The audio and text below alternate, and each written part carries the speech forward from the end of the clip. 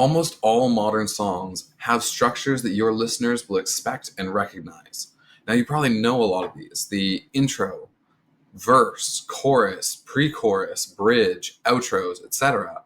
And they can be ordered in many different ways for any given song, and not all of them need to be used. But these song structures span almost everything you listen to, including EDM, rock, pop music, hip hop. Maybe not jazz, that one might be doing its own thing, but a lot of them will use this to create an expectation and to bring everything in your song into a nice structured bow. Within these verse-chorus structures, you'll find chords and chord progressions. Now, these will play some number of chords, usually in a loop, and they'll change every bar or so.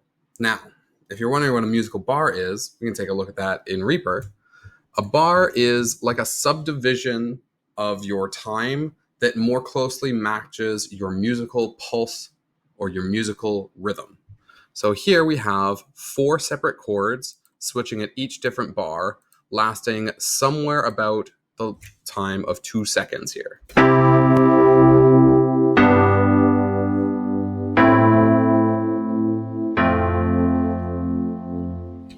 And we can make these chords last longer, so we could double the amount these chords last, or we could shrink it. And that's pretty simple to do in a lot of these workstations. Right now I'm just doing Alt-click, and then we make the chords half as long, or we can make them twice as long. So let's take a listen to this. And pretty cool. Or nice long held chord where you can do a lot of other stuff in the middle, sing your verse, add in cool drum patterns. This one kind of holds that in place much more. You get so much different power and emotion from deciding how long you want your chords to stay for. Now you can see these structures can add so much more depth to our verse and our chorus as we change them bar by bar. And our chords, they often give us a sense of tension and release. And these chord progressions don't stay the same between your verse and your chorus, or even your bridge. In fact, bridges often throw in a key change because they really want to add a stark contrast to the other parts of the song. And this mirrors what we say in our lyrics. Your verse and your chorus have much different structures. In the chorus, it tends to overarch the entire song, but the verses give a much narrower perspective, and they add light to the choruses, and the bridges cast a reflection or an even deeper change or perspective on the song as a whole. And mirroring this between the music you make and the lyrics you write is one of the most powerful ways to make great songs. Now, reading these chord progressions and using them is actually quite simple once you know what you're looking for. In the C major scale here, we have 7 different chords in their 3-note forms. These are very basic chord structures here, and they can be either a major chord or a minor chord. The main difference between that is the second note in that chord is either down a semitone or up a semitone. Down for a minor, up for a major. And the major chords sound brighter, often. The minor chords sound darker and more solemn. I personally love minor chords, but major chords mixed with minor chords add so much more passion to your music. Now, reading these, you can either have the Roman numeral showing you which note of the scale you're starting on, and if it's uppercase, it's a major chord. If it's lowercase, it's a minor chord.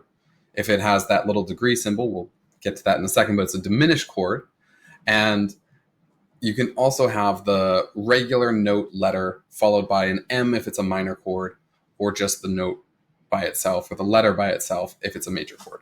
Here we have some different types of chords. First off, we have our major chord, and if you want to know how to make this on any given note, so let's say this one starts on C, you just count up 4 semitones, then you get the second note in the chord, and count up 3 more semitones, and you get your final note in the chord.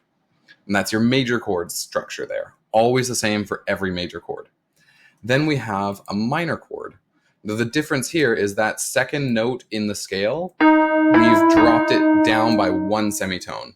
This creates that more solemn feeling. Now, we have our diminished chord. We saw this in our previous chord structure.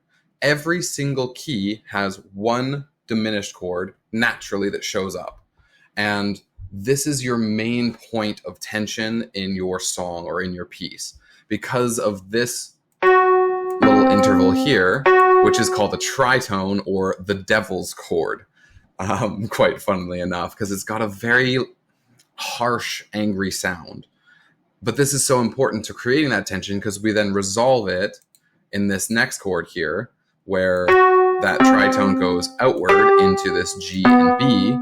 And this one here is actually just a major chord, even though it looks a little different. But I've taken the bottom note of it, the G, and I've just moved it up an octave. And you can do that with every single chord. You can take any different part and space them out to get even different or cooler sounds. Or you can add in more. So we could also have the G down here again. So let's take a listen. Minor, diminished, major. And there's many more types of chords than just this. You have seventh chords, ninth chords, inversion chords, suspension chords, so many things that we'll probably get into in a later video. But for now, you can use these structures to actually start building and creating your songs. And you might think that a chord progression is copyrighted, but that's actually not the case. So many different songs that you listen to can actually use the same chord progressions. The thing that's copyrighted is the melody and the lyrics. And also, you probably shouldn't do the exact same thing that someone else is doing with a chord progression, but you can take the same chords and just use them in different patterns that better fit your song and the mood that you're trying to create. Oh, hello.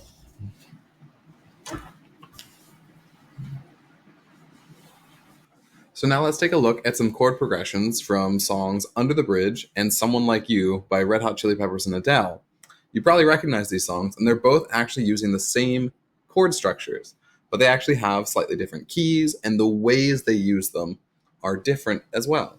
This is using a very common pop chord progression, 1, 5, 6, 4, where the first two chords are major, the sixth or the third chord is minor. It gets really confusing when you talk about a bunch of numbers like that. Like, technically chords have a third, but it's the second note in the chord usually if it's in its regular position. So yeah, numbers can get confusing at times. I'll try to make it make the most sense.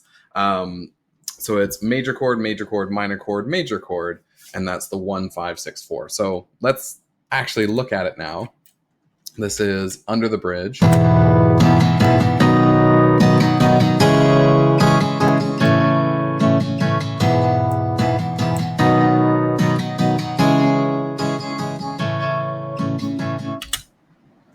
And that's using the exact same chord progression as Someone Like You, even though it sounds so much differently. And you can see the structures of them are so much different. This one has an arpeggio, which is kind of playing out all the notes of the chord one at a time. I absolutely adore arpeggios. They are one of my favorite things to do in music. So let's take a look at this one, which also uses that 1, then 5, then 6, then 4 progression.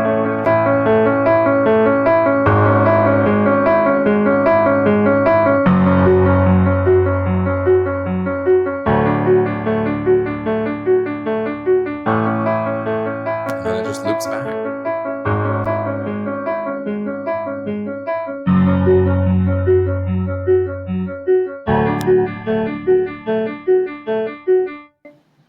And both of these songs are using the same thing. Even though they're not in the same scale, they're using the same structures. So this is part of why you can take the same chord progressions of the other people and you won't get in trouble with copyright issues, because there's only so many things you can do with 7 different chords, or rather, I guess there's a lot more different chords, but there's only so many patterns you can make, and there's a lot more people on the planet.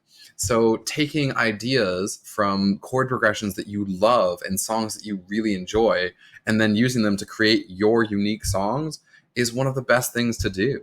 A great rule of thumb when you're starting to make your songs is stick to somewhere around 16 bars or 32 seconds for your verse and for your chorus, and structure everything around that. Now, naturally, your chorus is going to repeat a couple times throughout the song. That's entirely up to you how many times and how much you like it.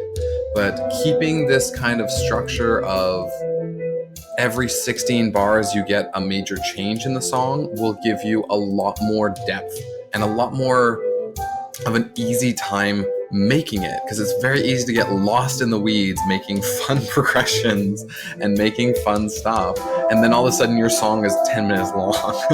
And most people don't want to listen to a 10-minute song. In fact, the average song length on Spotify that gets the most listens is around 2 minutes now. So it's getting even shorter, and you can tweak this, but it's a great place to start when you're trying to create your song structure from nothing. And other structure guidelines exist too that you can try out, like this one for pop music. And it's very common and can be quite powerful for the specific genre that you want to go for. Now, these song structures and chord progressions are such a great place to start when building your songs, but most importantly, you need to experiment and play around. Find your own unique way of doing these things. Using rules as a guideline is so powerful once you play enough that you know when to break them and how to break them, and being able to play with people's expectations. Song structures are great because your listeners will expect some sort of structure and they'll be used to it even the first time that they listen to your song. And then playing with their expectations adds much more power, and it makes people come back to listen again. Super cool stuff. Look who's back. I hope you like this video. I'm still learning and trying to make things better all the time. So if you have any suggestions on ways that I can improve, leave a comment down below. Or if you have anything that you'd like to learn in the next video, you can also let me know. Thanks.